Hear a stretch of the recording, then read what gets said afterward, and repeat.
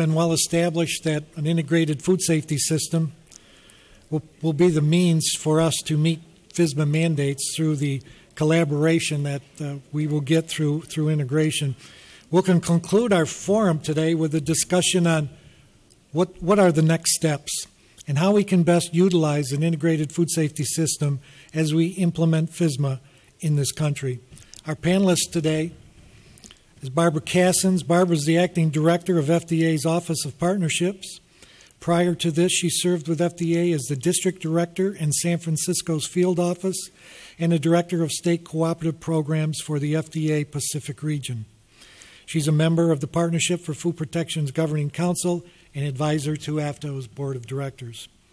Roberta Wagner is currently the deputy director for regulatory affairs with FDA's Center for Food Safety and Applied Nutrition. She's worked for FDA for more than 28 years, 22 of those in the Office of Regulatory Affairs, where she was with the Baltimore District. She was director of both the Investigations Branch and the Compliance Branch, and eventually the Assistant Commissioner for Operations, where she provided leadership to ORA's field office, principally investigators, compliance officers, and laboratory staff. She's also a member of PFP's Governing Council and a very key player in FDA's FSMA implementation strategy. Bob Ehart joined the National Association of State Department of Agriculture, NASDA, in 2003 as the Animal and Plant Health Safeguarding Coordinator. He subsequently became Director of Public Policy and most recently moved into a position as a Senior Policy and Science Advisor for NASDA so he could focus on food safety issues. Bob spent a number of years working for the Wisconsin Department of Agriculture as a technical expert and was later appointed in the department as an executive assistant. He is very heavily involved in NASDA's Produce Safety Implementation Strategy Cooperative Agreement. And finally, Faith Feldstein is currently a senior advisor with Deloitte Consulting. Previously, her career had been highlighted by 10-year tenure at the Food and Drug Administration's Center for Food Safety and Applied Nutrition, where she was the director of the agency's Office of Food Defense, Communication, and Emergency Response. Additionally, Faye served as the agency's representative to the boards of directors for the Conference for Food Protection and the National Conference on Interstate Milk Shipment. She's a real leader here at the Food Safety Summit. She's on the Educational Advisory Board, and she was very instrumental in developing this year's program. And I believe Barbara is going to be our leadoff hitter. Barbara? Thank you so much, Joe. I was kind of reflecting on all the comments this morning and this afternoon and realizing that I have worked with virtually everyone on this agenda in one way or another for a long time, with the exception of one or two people. And so, Joe, when you brought up the toothbrush example, I do remember the toothbrush example. That'll date me a little bit. So I'm wondering if we need the Golden Toothbrush Award of Integration. I don't know how people feel about that, but that would be one thing that we could give out as an integration tool. I'm with Office of Partnerships, been there since 2013, but I worked in industry for 10 years before I joined the government, and I've been with the government 25 years, which means 35 years, and seen a lot of things come and go. See even a lot of things that weren't really related to integration. And as I listened to all the great stories this morning from my colleagues, and I checked off every single talking point I had as they covered them, I said, I want to try something a little different. I want to talk some personal experiences and how I see things in FSMA and how FSMA will probably change things and the challenges we're all going to have to keep up. So I'm going to go there with this if you just bear with me a little bit. I really appreciate, Jennifer and Jim, your comments from the industry side of things. And Darren, I appreciate your comments as a consumer because we are all consumers. And my condolences for your loss. I've had many presentations about foodborne illness, and I've had people stand up and say, we do have the safest food in the United States, and we have very few people who get sick and lesser people who die from food. But if it's your grandmother, your father, your spouse, it takes on a whole new meaning, and I think we have to keep that in mind. I'm also a believer that we can prevent illness outbreaks. And when I talk a little bit about CalFIRD and what Dr. Jeff Fair and I did in California along with Alonzo Cruz, my counterpart, I think we learned how to respond very well to foodborne outbreaks, but I think we have an opportunity to even go a step further and prevent. And that goes back to something I believe Jim was commenting on. If we learn what happened in an event and we document that and we share that, more people will change those practices. I really believe majority of producers want to do the right thing. They'll change those practices, and we'll get closer to preventing those outbreaks. Will we be able to measure prevention? Tough thing to measure. But I think if we don't take that stand and that step, I'm looking at Ernie here, who is the consummate food safety lecturer, then we're just doing a disservice to all of us. We're doing a disservice to our colleagues and our country, and I think that's where we need to go. I've been involved with FSMA. 2010, I led a merry group of design folks for looking at new ways to do inspections, new approaches to compliance, enforcement, and just a whole new paradigm for FSMA under 2010. Many of these things that are being implemented now, and Roberta will touch on a few of these later. I also have worked with FSMA Phase 1 inspection and compliance. Phase 1 has been very much about writing policy. So the gentleman who asked about policy this morning, that's what we've been doing under inspection and compliance, is trying to define how we're going to use new enforcement tools. What does a new inspection model look like? I think when we talk about the frequencies that Congress gave us for inspections under FSMA, I think we can do better than that. I think integrated, we can do better than that and do quicker follow-up, and Roberta will probably touch on that a lot more, but I think that's where we need to be challenging ourselves, is we can do better. In FSMA, 205, 209, 210 basically was mandating integration. That's one of the reasons we're here and talking about what strides we've made so far. But if we didn't have FSMA, we will, though. Don't think it's going away, industry. We will have FSMA, but if we didn't have it, we'd still be integrating. And I think that was the message everyone was trying to send this morning, is that this is what we've been working towards as a group of public health officials. So we're looking at that coordination, that laboratory integration, that training together. I can't emphasize that enough, because 210 talks about training together. I really believe it's about training our local, state, and federal boots on the ground inspectors, but it's also about training with our industry together as well.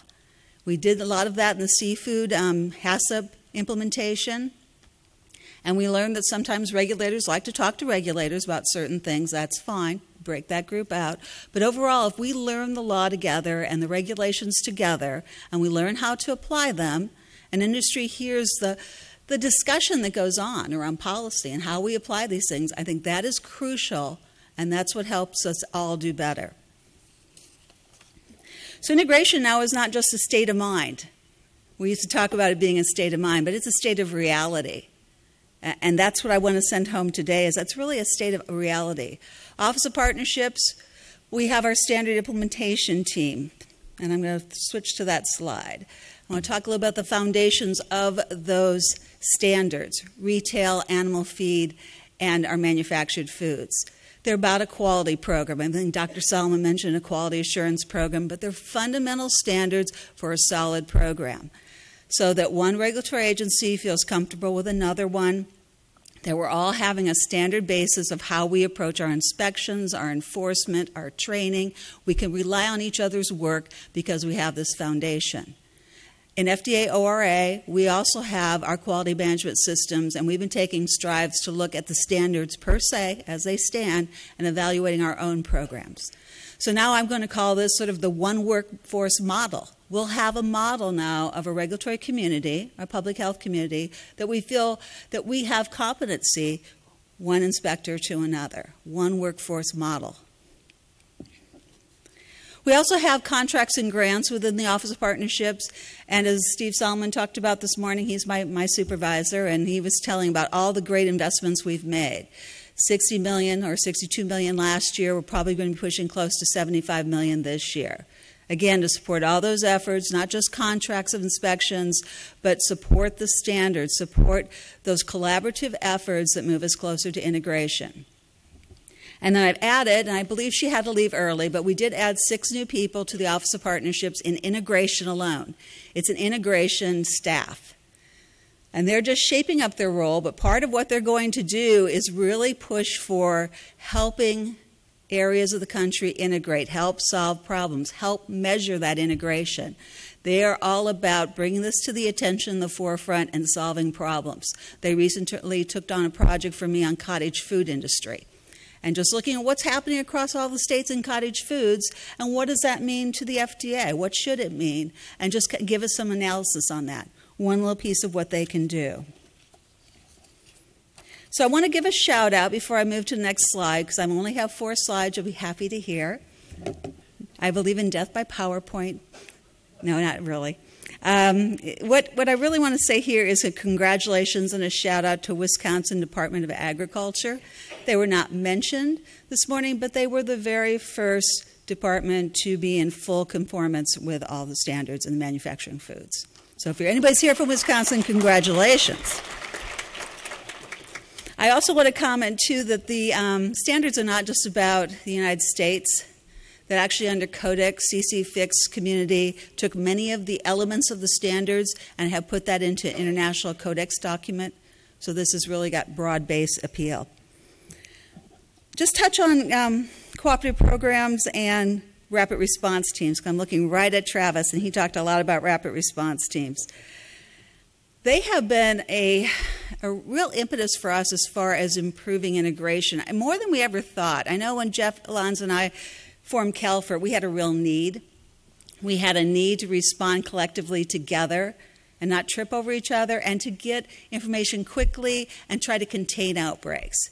And we learned a lot along the way, and I know Jim sat with our CalFIRT staff and did a lot of training on leafing greens and taught us about distribution chains and how to look at data and what it meant. So those were just essential. But we have now multiplied that across the country with these 18 RRTs. And just recently, listening to Virginia, West Virginia, and Maryland talk about an event they had and how quickly they coordinated between the 3 states and the district.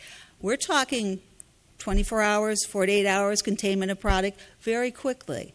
And that happened because these folks had that relationship and that comfort with each other, and that was developed in part by those rapid response teams. So when Steve mentioned a future funding model, our office is exploring with our centers partners here about how we take that good product and how we fund it in a different way. How do we fund it so that really we're going to be offering sustainability to state programs and local programs, and then offering other opportunities for additional rapid response teams, or if they're not funded rapid response teams, how do the current funded ones support others in different states? That's actually going on right now with Indiana and Michigan. Wisconsin, excuse me. Thanks for correcting me. So Wisconsin is actually supporting Indiana to have an RRT and stand up their RRT. And that's a non-funded RRT. So we can do it if we want to do it, and it's important.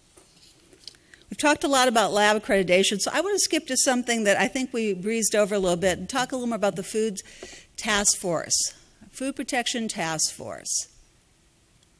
This is an opportunity, industry and consumers, to get really engaged in the integrated food safety system. I normally hear it talks, how can I get engaged? You talk a lot about the regulators integrating. I'm a consumer. I want to be engaged. I'm an industry member. I'm GMA. I want to be engaged. How do we do this? This is one thing we fund out of the Office of Partnerships. Small amount of money goes into it, less than $10,000. But what it allows is a state public health or ag group to pull together all the partners involved in food safety who would have a stake in food safety, bring them together to talk about what's important in our local area, what can we do together, and sometimes it's as simple as, do I have an after-hours contact number for you? If a problem happened, how do I reach you? Something as simple as that to start having that conversation at the table. So we do fund 15 of them now. So I'll just let you know, if you were in the states of Illinois, Indiana, Iowa, Michigan, Minnesota, Missouri, Nevada, New Mexico, North Carolina, Tennessee, Vermont, Virginia, Washington State, West Virginia, Pennsylvania, and the District of Columbia, if you're in one of those areas, you have a task force. So if you need help hooking up with somebody because you want to get engaged with it, I'm sure we can help you with that, no problem. But I think that's really key because this is a chance to make a difference and to contribute. So as I told you, many of my examples I had listed in my notes have been taken already, so I'm not going to repeat them. But let me go on and talk a little bit about my staff, Office Partnerships. And if there's still a couple of them listening to me here and stuck around for my presentation, which was always a good idea, I want you to stand up so people can see where you're at. Tim, Alan, Brenda, Travis, and I think we lost Laura. So here's some people here from the Office of Partnerships. We're always believe we're here to help. I've worked with a lot of groups in my experience in industry and federal government. I have to say this office is probably the most progressive, the most helpful, engaging group that I've ever worked with. They really want to make a difference and they want to make improvements. So bring any concerns you have to them. They help engage all of our centers. They reach out externally and they reach out internally with our Center for Food, our CVM, our Office of Commissioners, our Office of Foods and Feeds to bring the right partners together to solve problems. I think, Partnership for Food Protection says it best. It's about sharing solutions and solving problems. We keep focused like that, sharing solutions and solving problems where we need to go. So a long time ago, I presented something called the relationship continuum. And I said, I keep looking at this, and at the end of the day, it's all about the relationships. And that was probably about a decade ago I started talking like that, and Jeff Farrell went, oh, God, touchy-feely. Can you stop doing the touchy-feely stuff? But you know what I heard all day? It's all about the relationship. So maybe I had something going there, Jeff. I don't know. I think, integration is about forging those relationships for mutual benefit. It's about having meaningful partnerships. It's about taking the time to understand one another and realize that this is important. It's about establishing some trust. And trust to me is being true to your word and your actions. And it's about reducing that turf that we many times talk about and realizing there are various approaches to public health. And you know what? Different approaches are okay. And we just need how to work together and how to leverage those. So my colleagues here, Roberta and Bob and Faye, are going to continue to expand on this. I don't want to stay in front of those adult beverages too long, keep you from those. But it's about trust and mutual respect. And I think with FSMA, it's due time. Thank you.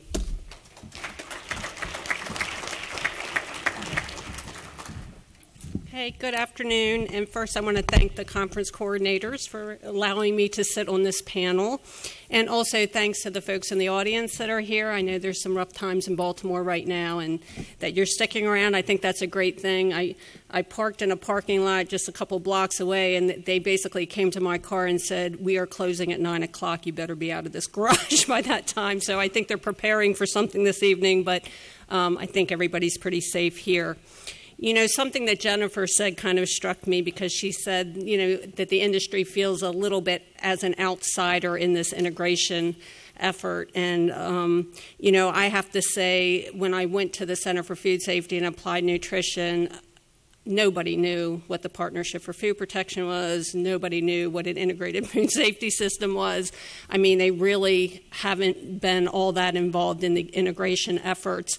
And the fact that we now have a governance council where we have senior leaders from the centers and ORA, that's when that change in and of itself, I think, is what's really brought the centers back into the mix in integration.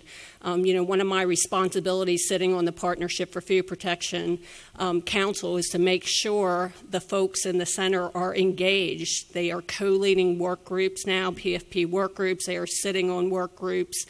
They are bringing an added dimension to the integration effort because a lot of it has been, as it should be, kind of the boots on the ground, grassroots. But in reality, there's a lot of things that go on over in that Washington world that they need to know about, such as we do create a work plan, and it's risk-based, and we have risk models and algorithms, and we're going to teach them what we're doing over here in headquarters so we can apply it somewhat consistently.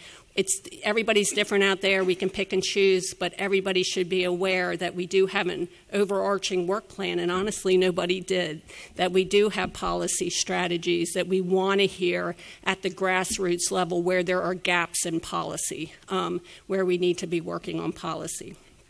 So just wanted to put that out there. Today, the panel is implementing FSMA through an integrated food safety system. What are the next steps? I am co-leading what we call FSMA Phase 2 implementation. Phase 1 FSMA implementation, as Barbara alluded to, was the rulemaking. It's rulemaking and guidance. Phase 2 is now we have final rules. How are we going to gain and maintain industry compliance with those rules? And that's really, what we have to do now. What are the strategies, the plans for doing that? And I do want to give a little shout out for the FSMA sections tomorrow. Even if you participated in the public meeting, you're going to hear some different things from the folks that are working on the FSMA work groups, which I'll mention quickly in a minute. They're going to lay out some other strategies, kind of go down to the next level from the public meeting, and we want your input. So that's what that's all about. My remarks today on integration are based on my role as co-leading FSMA Phase 2 implementation. So that's the hat I'm wearing. This is just, good. The integration of the food safety system encompasses integration between and amongst federal, and that means other federal as well, state, tribal, territorial, and local regulatory and public health partners. You probably heard that all day.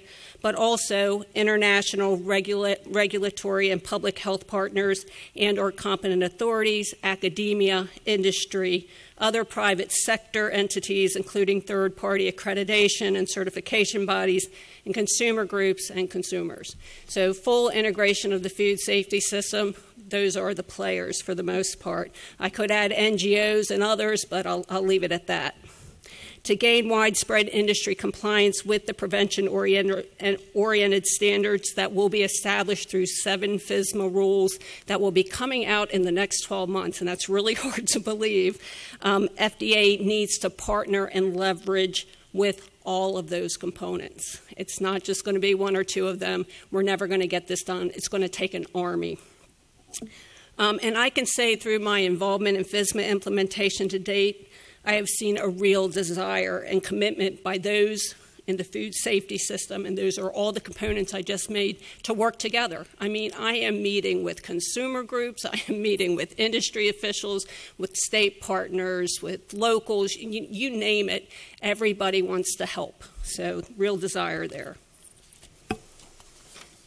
Relative to FSMA Phase 2 implementation, I see 3 major areas or opportunities for segments of the food safety system to call it what you want, partner, leverage, integrate, call it what you want.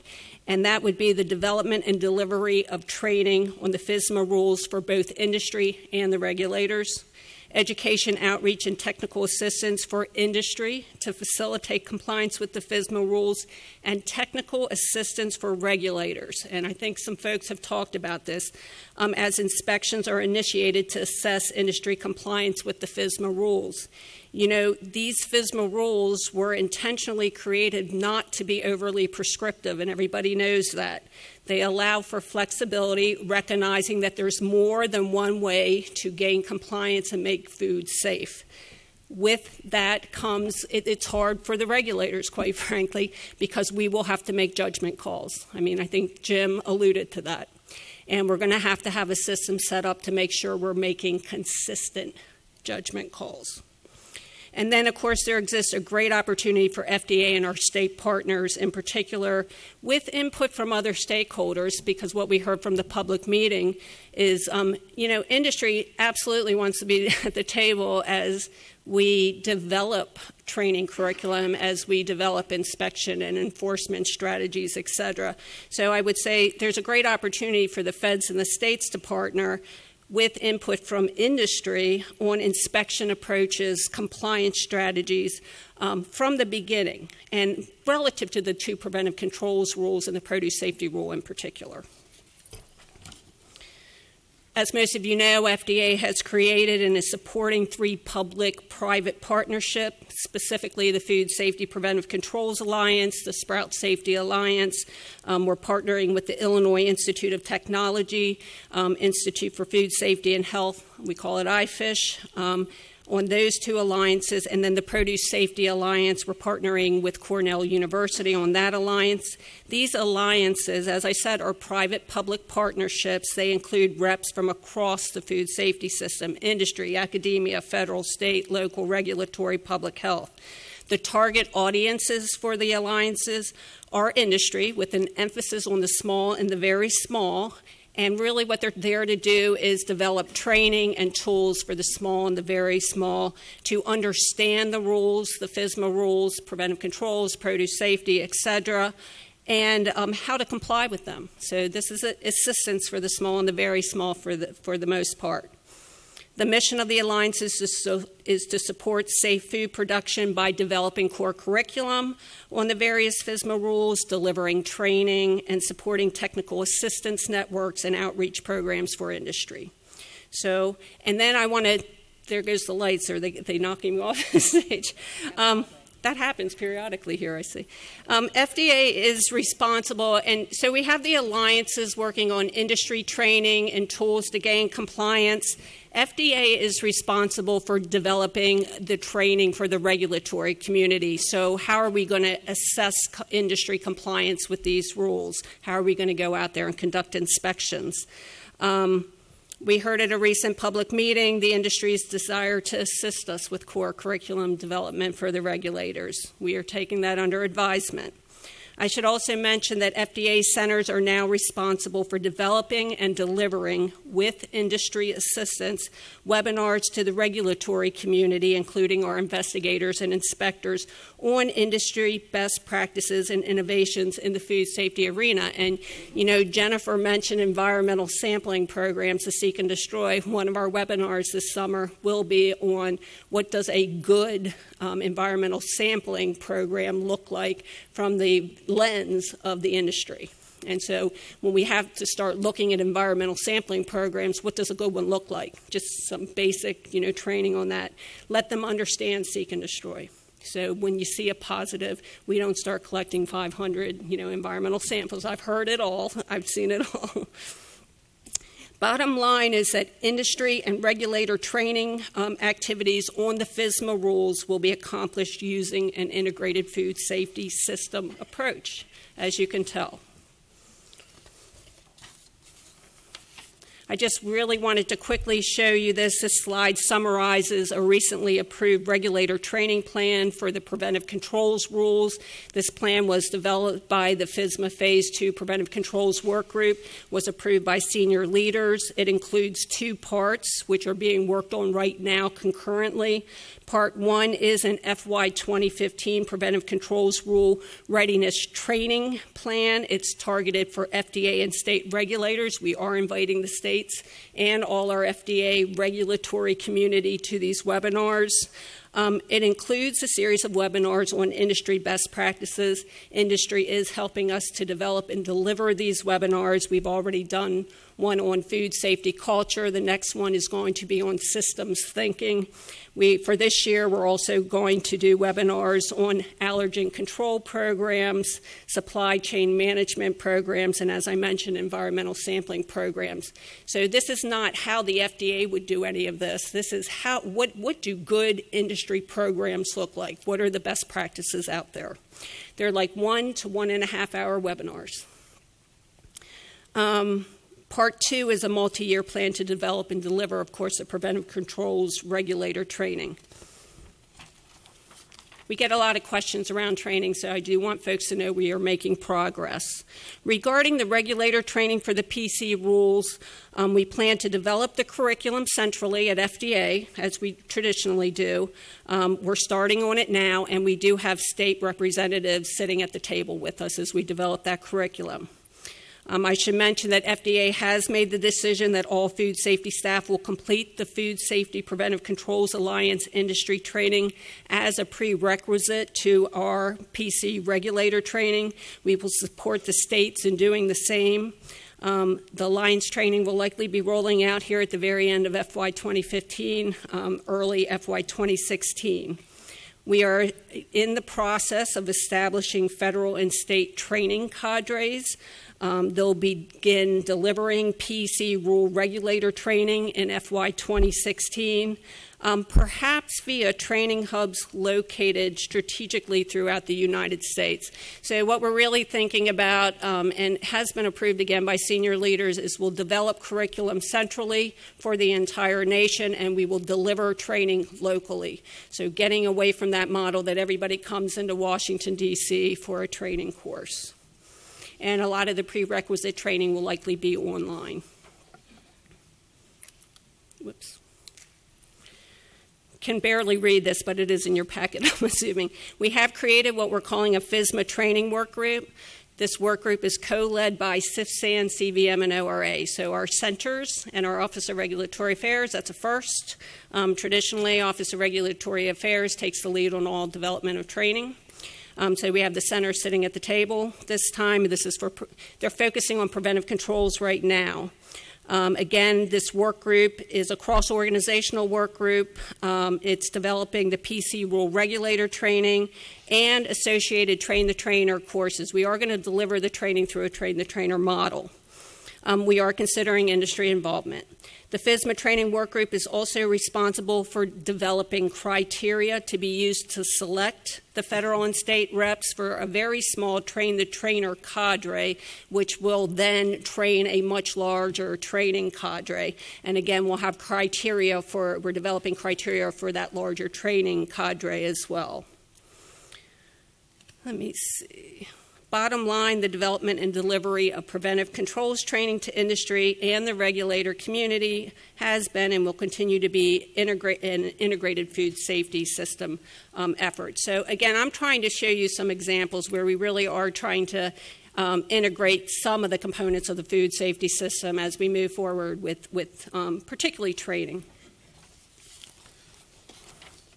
You know, the one thing I should say about training, too, is we've had this model of where we train folks against a regulation, how to inspect against a regulation. Very rarely do they get refresher training. I can tell you the states might have a continuing education requirement. We in FDA don't necessarily. That model has got to be gone. We have to have continuing education, and this is where the whole industry best practices piece. Our regulators can't just know how to inspect against regulations. They have to be very up to date on what's going on in the industry, and we recognize that. And at the senior most levels, we're going to invest in that. So that's going to be a big change within the organization. And I can also say we're training all our food safety staff together, regulatory staff, and that means no longer are we just going to be training our investigators around regulations and how to inspect. Our compliance officers will be sitting in the room, the subject matter experts will be sitting in the room, as well as their managers. So a very different way to train. Okay, so a technical assistance network, and some of you, again, have alluded to this. If we do this right, this whole escalation process might be able to feed into what we're thinking about. So there's going to be hundreds of thousands of entities that are going to be covered by the 7 final FSMA rules, again, that we'll be issuing in the next 12 months, including large food industry sectors that have never been regulated. Farms and importers are those 2 sectors. They will need education and technical assistance in order to comply with the FSMA rules. FDA must have the capacity and expertise to provide this technical assistance, not only to industry, but also our regulators, and I'll talk about that in a minute. We need to be able to provide guidance and other technical support to industry, and this is integral to our educate before and while we regulate philosophy. And I do want to clarify the educate before we regulate. FDA investigators, nor would we want our state investigators to be consultants to industry. What we really are talking about is this whole concept of our regulators will be up to date on industry best practices. They're going to know where the industry guidance is, where they are, where they exist on the internet. They're going to be able to point the industry to these guidance documents. if they're running into noncompliance issues and they have questions. So it's more about training up our investigators to understand where the tools reside to help the industry get into compliance with the rules. And we honestly have not taken enough time to do that. We, of course, FDA creates industry guidance, but I can also say we peer review a lot of guidance documents created by industry trade associations and things like that. And we should be training all the regulators on where these documents exist. So when the industry or a facility is running into a problem, they know where to point them. That's what we are talking about when we say educate before we regulate. So again, in addition to successfully implement FSMA, and some of you have alluded to this, FDA must provide technical support to its inspectors and investigators, as well as its compliance staff and corollary staff in the states, and we recognize that. The produce safety and preventive controls rules allow for flexibility, as I mentioned. They permit firms to achieve compliance and FSMA's food safety purposes in a variety of ways. Assessing compliance thus requires that FDA and state regulators make well-informed judgments about ways to comply. Some of this will be reflected in published guidance documents. Some of it will be made in the context of a particular inspection, where inspectors will need support and technical assistance and input from qualified experts. So I just want folks to know FDA is hiring additional knowledgeable food safety experts to add some depth into the expertise we already have, to establish a food safety technical assistance network. That is what we are calling it today. That name may morph. This network will provide centralized, consistent sources of outreach and technical assistance to both the regulators and the industry. The network will include a technical contact center with a knowledge management system. And that's really, really important because we don't want experts giving people different answers to the same questions. So we are going to have QA, QC built into this, and we absolutely have to have a knowledge management system. We are going to make sure that the FDA Technical Assistance Network, and it really is focused on providing technical assistance and information around the FSMA rules initially, that it is actually linked to other external technical assistance networks and resources, such as the alliances, NIFA, NASDA, et cetera, et cetera. So I'll show you a picture, because sometimes a picture is worth a million words there.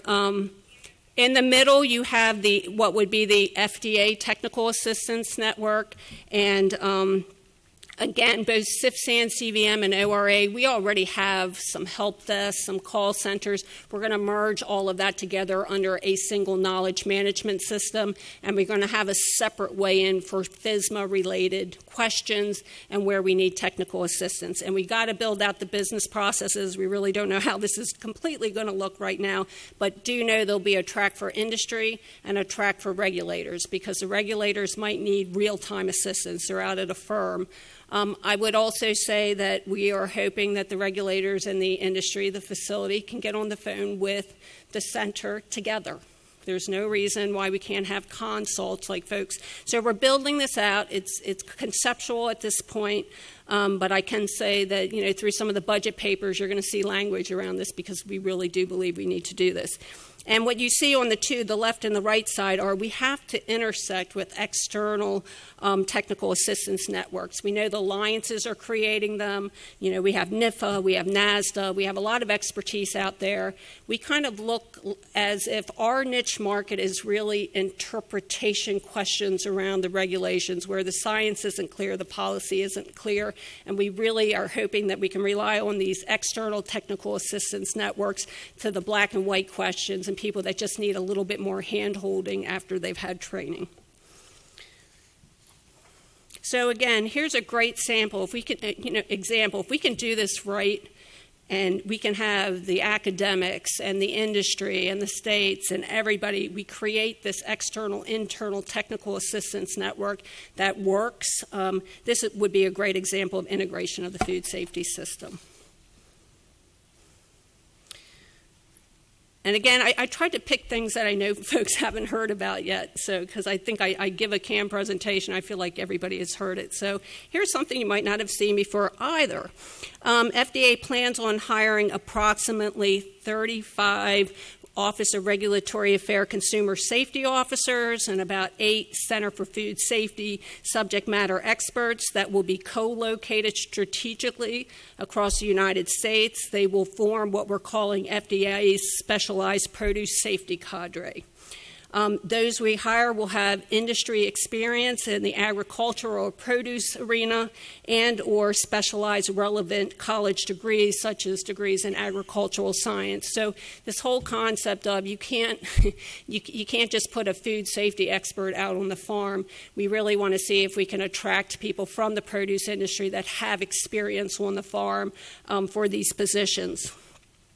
Ideally, these FDA staff would not be located in FDA office space, but instead in produce centers for excellence, land-grant universities, departments of agriculture and or public health, USDA. We want them to become part of the produce safety community and believe that this model would facilitate federal-state industry integration. So those on the specialized produce safety cadre would have a different kind of role as well. They would support education, outreach, technical assistance at the local level, the regional level, and they would still have to do some on-farm work, operations type work, perhaps inspections and sample collections. And with that said, in shaping the operational strategy for gaining industry compliance with the produce safety rule in particular, we have been working really closely with NASA, and I'm hoping Bob's going to talk a little bit about what we've been doing. But we all agree that state regulatory partners will serve as the front line for domestic on-farm operations, including inspections. They know the industry. They're more familiar, less intimidating. Of course, they will have to have federal funding to do this and some scientific support. FDA will be responsible principally for performing on-farm inspections in the foreign arena and then as needed for calls on-farm inspections in the domestic arena. So we have worked really closely to we're starting to parse out our roles and responsibilities to kind of the state versus FDA, which it's really hard discussions, I have to say, but we're getting there. Again, an example of our efforts to integrate the food safety system as we proceed with FSMA implementation. I'm almost done. So, and all I want to say about this diagram, I hope everybody's seen it. This is our phase 2 FSMA implementation structure. We have a steering committee. Joanne Givens from ORA and myself are co-leads for the steering committee. We have 4 work groups under that committee: intentional adulteration, import controls, preventive controls, produce safety. And all I really want to point out on this slide is we do have state representatives on each of those FSMA work groups. So again, we are really trying to get the state perspective and input as we're moving forward with FSMA Phase 2, which is developing inspection, compliance, and enforcement strategies. That's part of it. And then I also want to mention those 4 work groups you just saw were never intended to be long-lived. They were given instructions and deliverables to produce, and then they're supposed to disband at some point. And what's happening now, we basically told them you have to develop strategies, plans, frameworks for how we're going to gain industry compliance with the FSMA rules. And then they have to be approved through our governance structures for the Foods and Feeds program that Mike Taylor, Howard Sklamberg have put in place. And then they should be able to hand them off either to an FDA component that traditionally does that type of implementation work. And if we don't have a component, we're forming cross-organizational food and feed program work groups. So what this diagram says basically is you have the FSMA Phase 2 structure on the left-hand or the right-hand side, and then you have 4 work groups that we've had to create because we need plans from the FSMA Phase 2 work groups implemented, and we really didn't have a single place in FDA to put the work. So we have the FSMA Training Committee, we have the Observation and Corrective Action Reporting Work Group, we have a State Strategy Work Group, and we have a Sampling Strategy Work Group. And really all I want to point out here is, again, we have state representatives on these groups. I can say the entire Partnership for Food Protection Governance Board is sitting on the State Strategy Work Group. So again, we're just trying to integrate operating this way. And I'm on my last slide, and I just want to close my remarks by reiterating that the Partnership for Food Protection, as you have likely heard throughout the day, consisting of federal, state, and local reps, serves as our vehicle for building an integrated food safety system in a number of ways. And I just have told you on several slides that one of our new roles as the Partnership for Food Protection Governance Council is making sure we have the right representation from the states on a lot of these cross-organizational FDA work groups that are being formed. I really do believe that, under Mike and Howard, they want a unified foods and feeds program. We are not going to be operating as a silo. The centers and ORA will be making decisions together, and now we can have the states involved in that process as well. Also want to say, if you want to hear more about FSMA Phase 2 implementation, here's my plug, and more about the strategies, frameworks, plans the work groups are developing, some of which you heard a little bit about today. Do attend the FSMA presentations tomorrow, preventive controls, imports. I think we have produce safety, intentional adulteration. So you're going to get down to this kind of detail. Thank you for your attention.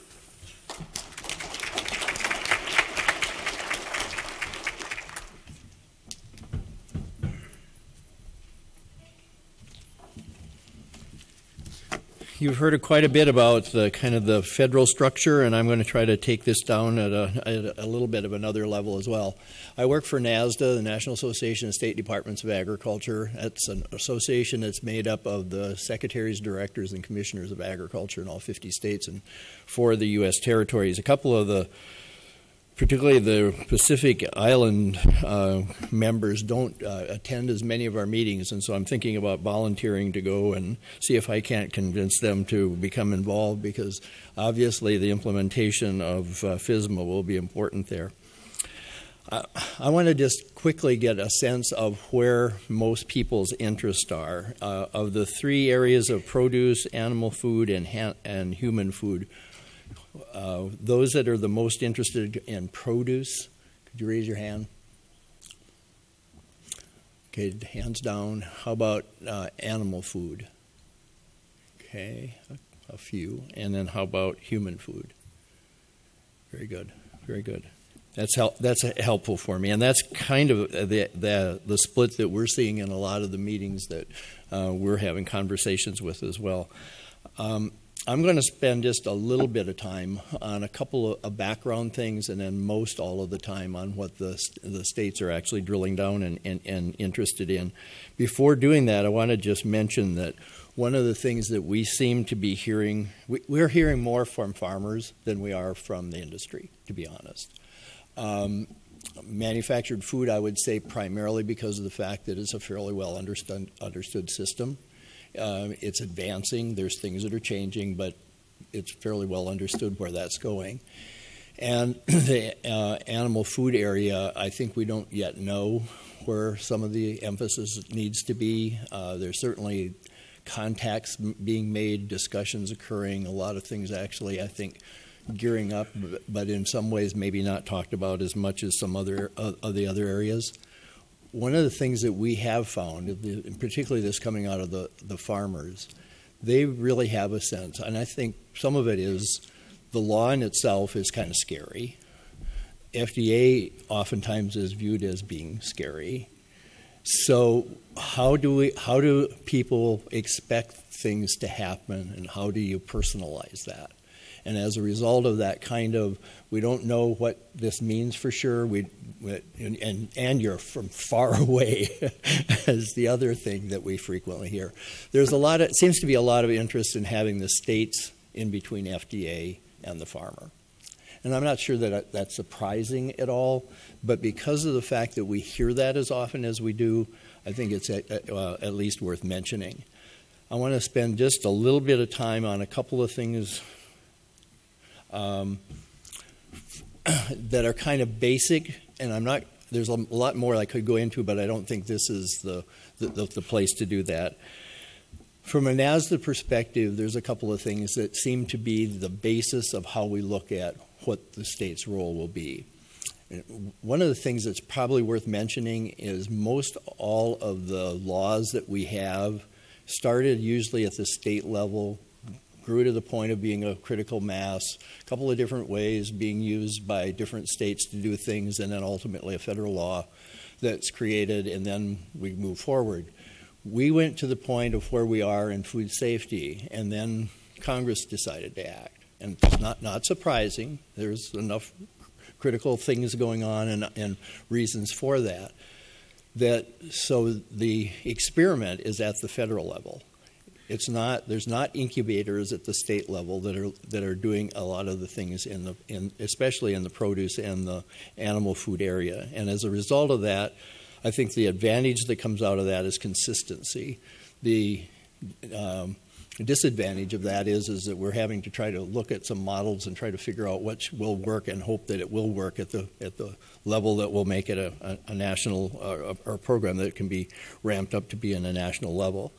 As a result of that, there's a lot of emphasis among our members talking about the fact that FDA has to get the rules right. These rules have to be able to work. We all eat, therefore we got to have food, but we also have to have safe food or we don't really have food at all. So how do you actually get those things to fit into that environment? And that's part of the reason I think farmers are somewhat scared, is that we haven't been able to experiment with this as much as we would like to or what we have had in the past. So one of the things that we seem to be a lot of discussion is about is we expect and believe that FDA will get the rules right. But that's one of the things that needs to be there. The second thing is that typical of Congress, they come up with some really great ideas on authorization. And then they tend to either underfund or nickel dime or trickle out the actual expenditures to actually make those things actually work. The states are really, and part of it's just where we are in the cycle of the recession, but even more importantly, with this much of a change, we are not comfortable letting Congress escape from their obligation. And there is a much greater interest in there being proper levels of federal funding than in some other areas. And I would also say that because of some of the other areas ending up where the states have had to pick up and do those things, there's probably more of an emphasis at this point on the fact that that funding base needs to really be there.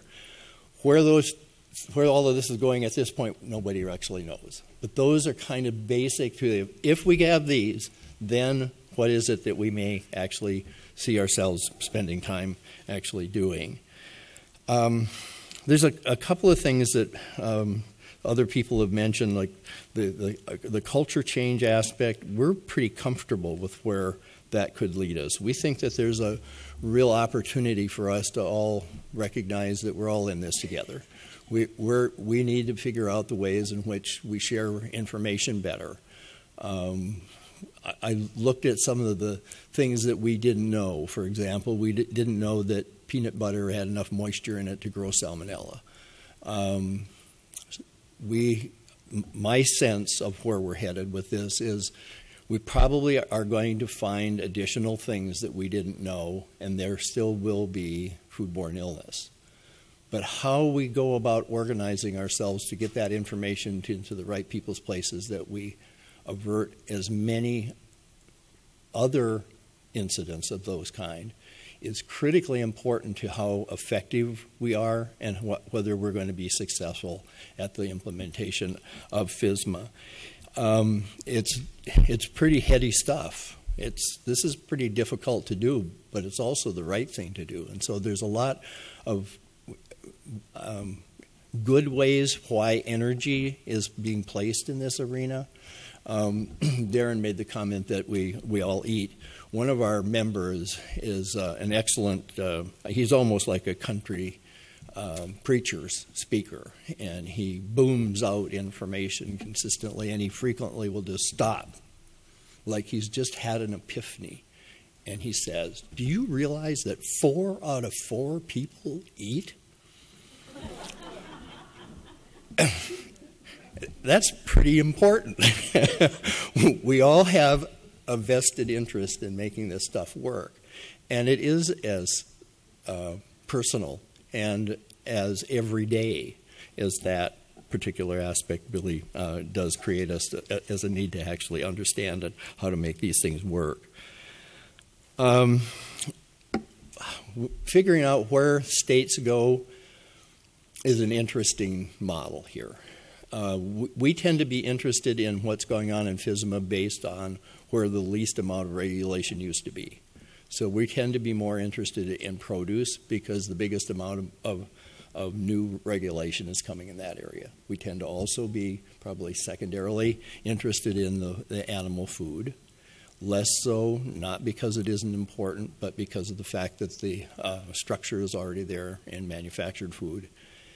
And though we probably aren't going to be as actively involved in it, the imported food is interested because of the congressional mandate that we level the playing field between domestic and imported foods. With that in mind, we have to figure out how states are going to be involved. And there's kind of that reverse order again in the way that you look at what exists as to things that can be helpful at the state level. In the manufactured food arena, there are programs in every state. 20 of them are authorized in ag departments, the other 30 in health departments. Those give us already a structure of where these things will actually fit and how we can make some of that stuff actually work for us. Feed programs are less based at this point on food safety, but are deft on based on feed control, with an element to that had the expectation that none of it could be adulterated. So label guarantee and that kind of thing. So the basis of most of the feed laws at the state level already kind of give us the start point where we're actually involved in it. But when you look at it from the standpoint of the actual requirements that the PC animal food rule has, there's a lot to do. There's a lot of areas where people know something, but this is different than what we've done before, and so how is that element going to actually work out? And certainly in the area of produce, right at this point, there's only a couple of states that clearly have authority to do work in the produce arena, and most of it is much like the past laws at the federal level that said if something went wrong, you're held accountable to go and figure out what it was and to stop it. The produce rule is going to put a lot more structure to a lot of the things that are going on at the state level than what things have in the past. Jennifer slipped out, but she was talking about wanting to see consistency. Our view of consistency is, I think, a pretty simple model. Because produce hasn't had a program that developed at the state level, consistency is going to be pretty easy to assure when it's implemented at the state level. Reasons for that being is that the federal program is giving us our guidelines. We're working within those. Everybody's got a lot of opportunity for input. We counsel one another. We recognize pitfalls from the past, and we're not going to repeat them if possible. I think in the instances of the manufactured food where she raised those concerns, many of those things are going to go away as well because we're going to see some consistency movement. But there are some things, and the PCA example in Georgia is one of those things. Legislators at the state level are not going to stop acting because of the fact that we have a federal law and that it allegedly covered everything. And frankly, many times the laws give us the ability to do it, but it doesn't make the headline. And therefore, we'll still see some things. Maybe as an expert in a technical area, you don't see the reason for it. But from an emotional standpoint and frankly even from a public policy standpoint, they are going to occur.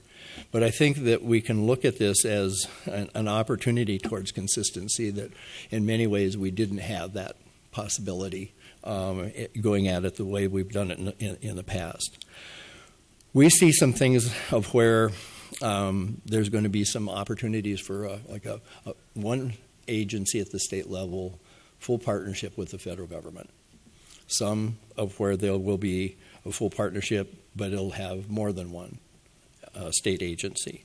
Partial partnerships where bits and pieces are taken, whether some laws maybe not changed, they want to stay with what they've got, they're not going to implement anything else. Some of where we're hearing states talk about the fact of a comfort level or an expectation that they need to have education programs, but at this point they're not sure about some of the regulatory programs. I think most of that discussion is based on unfunded mandate issues than it is on anything else. But it's real, and it's something. It's a major hurdle that we have to figure out how we're actually going to deal with that. There's a couple of states that have found themselves, particularly I think from the standpoint of how they've done things in the past, that see themselves as in the ag arena anyway, tending to be smaller states, see themselves as an advocate for agriculture, but probably not seeing a role for themselves in either the education, which I think should be done at extension, and the inspection, which will likely end up in health. So there's a whole bunch of different ways that this might go forward. I'm trying to actually encourage all of the states to tell me. I have for no good reason, I just wrote down the word buckets, and that's the name that came up to save it in when I saved that document. So my buckets list is, what bucket are you going to end up in? And we're trying to, over this next summer, determine and be relatively assured that we know what bucket each one of the states are in. Roberta mentioned the fact that we have a cooperative agreement and that we're working on a number of things in the produce arena. At this point, there are kind of three objectives and then some pieces that might be useful for folks to know about. First area is we really do need to know where states' authorities are, who's got the authority, who's got provisions. You know, it's even hard to figure out who actually has authority to go on farm right now. Everybody has it for cause. How many have it for the ability to do inspections? We need to know that kind of stuff.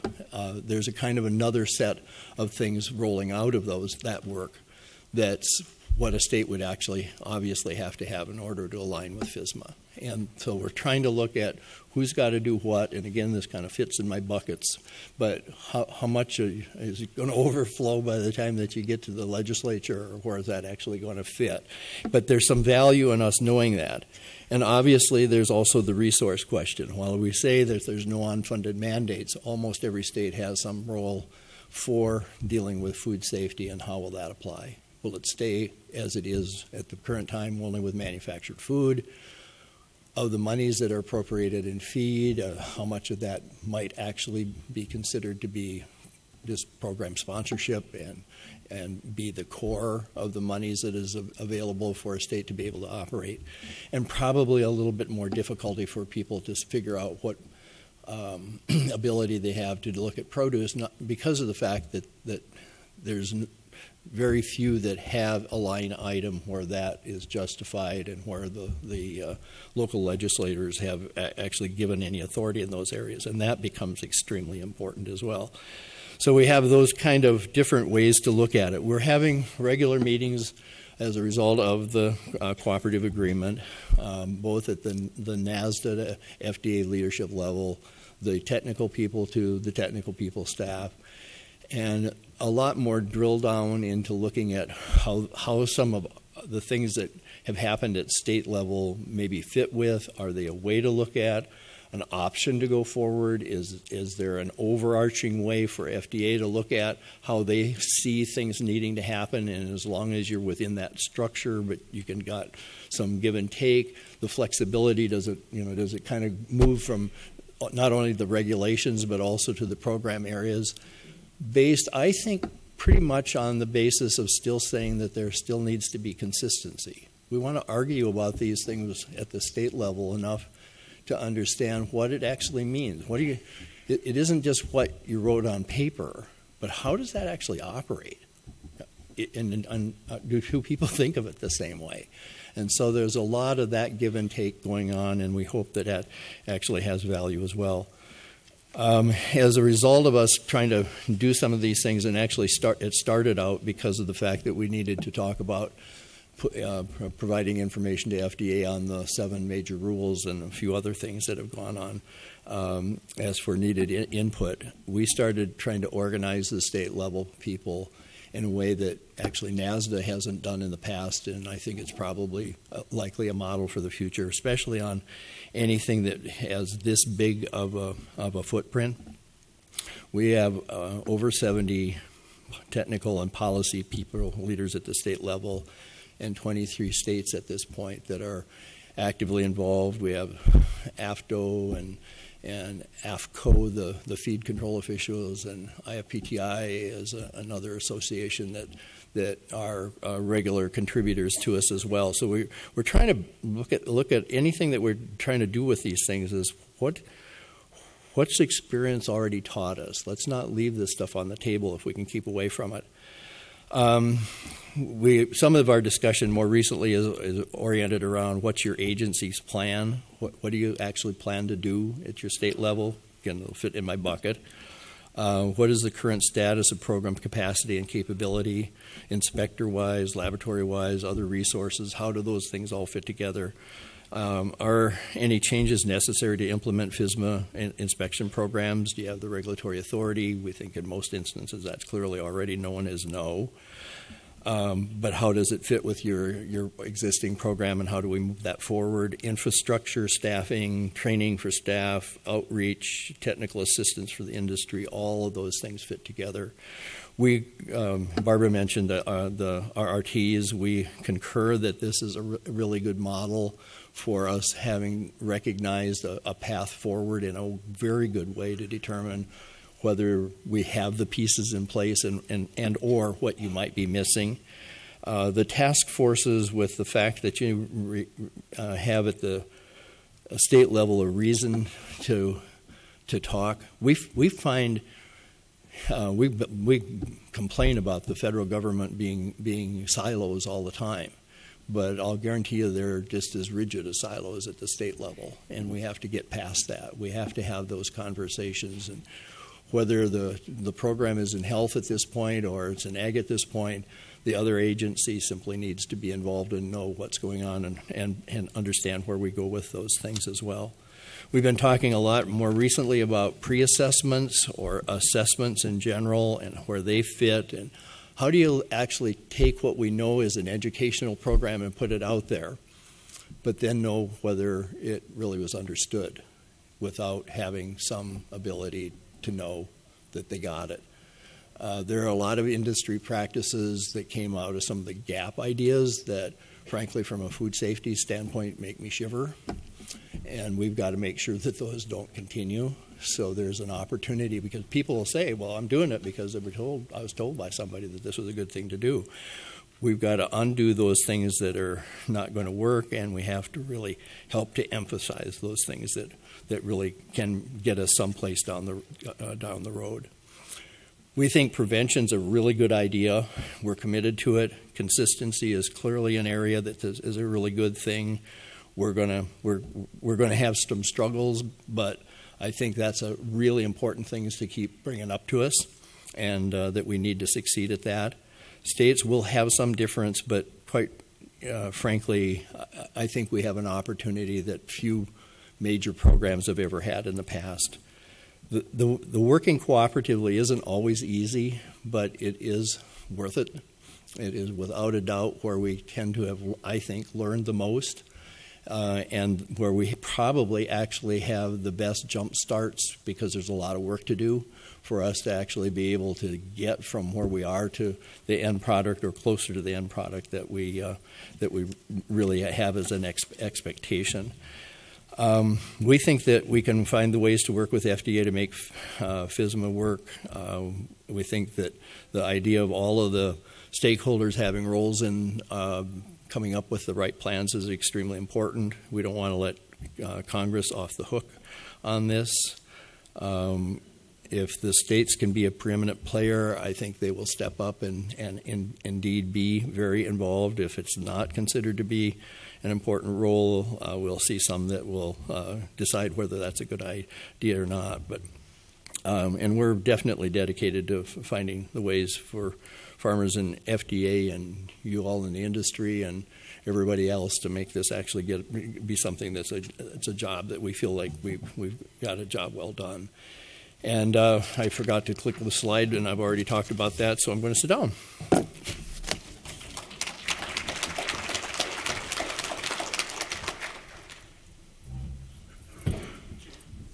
Thank you. Well, if any of you remember the movie Spaceballs, I appreciate that we really spent all day hearing so much stuff, and my head is certainly full of information, much of it new to me. Thank all of the speakers and the attendees. But I'm going to go through this at lightning speed. Okay? So if anybody remembers the movie, I have one or two chuckles I heard. If not, that's your homework. Look that up. Here we are. Okay. All right. What we heard today was what was the vision for an integrated food safety system a while back, before FSMA even was a twinkle in anybody's eye. Some success stories that we've seen over the years, perspectives from the various partners that we have. So now we're here now. We've heard a lot about what's going on. We've heard a lot about the challenges related to both FSMA and implementing the integrated food safety system together. I challenge all of you to say that I think, and by the way, I'm on my first retirement working on my second one, so I can say stuff. I think that the only choice to make FSMA a success is to do this integrated food safety system and vice versa. Okay? So I think when 10, 15 years ago, this is a great idea, we need to move forward, and there's a lot of good reasons why. I really think now this is the option that we have, and that it certainly is challenges we heard all day. It's tremendous opportunities for all of us. Okay? When I was thinking about it, I was thinking about what does the integrated food safety system vision look like to FAE? Okay, so you've heard a lot of these buzzwords before. I'm going to go through them really quickly. We obviously need to be effective with what we're doing. We've heard about resources. We need more resources, and we need to make the best use of what we have. Okay? We need to be efficient both in inspectional resources and in the industry in terms of being prepared for these inspections. I mean, in the ideal world, the industry should be prepared for an inspection every day, every minute. It should be all the same. Walk in the door, and that should certainly be the goal. We heard a lot about consistency already. I didn't pay any of these people to talk about this, but I spent a lot of my career in the industry as well as with the state government and with FDA, and consistency, understanding what's expected of you, and knowing how to get there is really, really a key, whatever your role is in this food safety paradigm. Collaborative, we heard a lot about flexibility, consider specific circumstances and constraints, different approaches. Let's work together to find workable solutions to protect the public health for all concerned. Okay, but the last two of my principles I want to focus on a little more. Being open dialogue, sharing information easily across stakeholders. We heard a lot about that today. We heard about it in terms of emergency response, okay? But I think even more broadly and we heard a lot about it in terms of training and sharing information and training. I think as we embark on this journey of the integrated food safety system and the Food Safety Modernization Act implementation, sharing information broadly about how we're doing and lessons we're learning will be critical to help us all be efficient and collaborative and effective in what we're doing. And figuring out the how of that, of course, is on everybody's shoulders. And the last big key thing to me is that we need to be evolving, that we need to look at continuous improvement processes, as certainly a lot of the work of the IFSS has shown. We need to be evolving. We need to compile and analyze data. so that we can use that data to see what works and what doesn't and how to help each other improve. And I want to say to each of you, everybody in this room, we heard a lot today about what's going on, but everybody in this room has a role in making this integrated food safety system a success in your day-to-day life, okay, in your work life. When you have to deal with a person in your company, when you have to deal with a regulator or with the industry if you're on the regulatory side, it's up to you to make those connections. It's up to you to build those bridges and to build the integrated food safety system from the bottom up. And I would say that having spent time on both sides, we certainly know regulatory agencies are significantly risk averse, and there's reasons for that. Industry can be risk averse too, and there's reasons for that. But none of us should be afraid in this new paradigm to ask a question of each other in terms of where you are in the stakeholder group. We need to have an environment where we can ask questions of each other, where we can expect to be heard and our perspective to be heard, both ways. And whether that's your interaction with, you're picking up a phone, you're dealing with an issue, or you're planning for implementing FSMA, whatever it is, I think if we all work to that kind of expectation in terms of the integrated food safety system, we will get there far faster. Okay. Roberta already talked about the sessions. There's 5 sessions over the next 2 days that really are getting down into the nitty-gritty of FSMA implementation and what does that mean. And the sessions are designed to be provocative and for you all to talk back to the folks on the podium about the rules and where you see opportunities and engagement. So everybody's a partner in the integrated food safety system that's here in this room and that's at this conference. And this is an opportunity for you to engage in these roundtable sessions. So with that, I'll turn it back to Joe.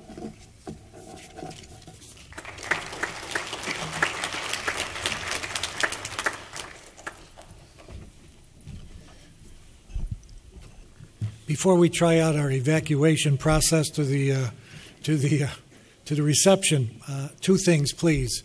I made sure that our evaluation was short and to the point. There's only a couple things that we want to know.